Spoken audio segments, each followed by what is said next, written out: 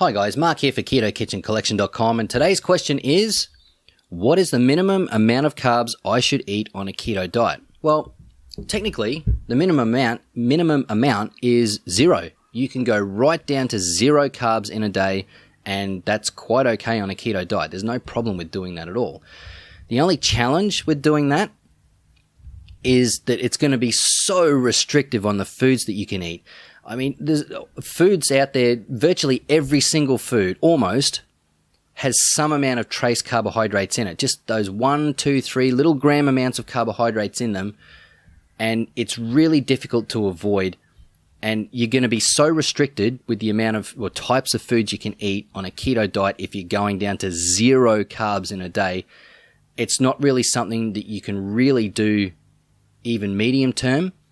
And you'll be cutting out so many different types of foods that you're cutting out a lot of nutrients, the micronutrients, the vitamins and minerals and so forth. But are there any benefits to it on the flip side? Well, if we go down to 0 grams of carbohydrates per day on a keto diet, you've got no chance at all of being knocked out of ketosis. Okay, you'll only get knocked out of ketosis if you start including carbs in the diet.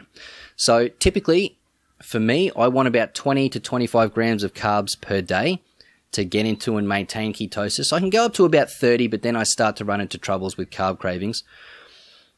If you're at 0 carbs per day, there's no chance that you're going to be knocked out of ketosis. I mean, you're nowhere even near to the 20 or 30 grams that I might have in a day. And look, you guys will probably be similar. Some of you I know can go a lot higher to 50 or 60 grams of carbs a day and maintain ketosis. But for most of us, it's probably going to be reasonably lower than that.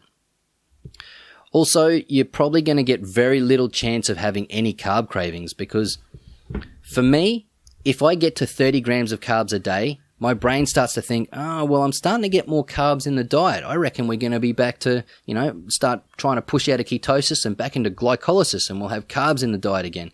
And I get pretty strong carb cravings when I go over around 30 grams of carbs per day. And when those carb cravings hit, it's really hard to ignore. It's not pleasant. If you're anything like me, then that will make you drop off the keto diet.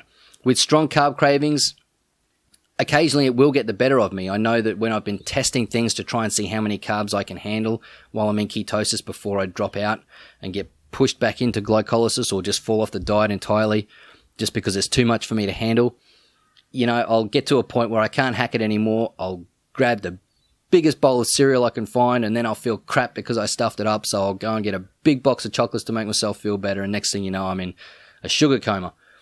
And I know that's a failing of mine, so that's why I tested to make sure that I didn't get those carb cravings.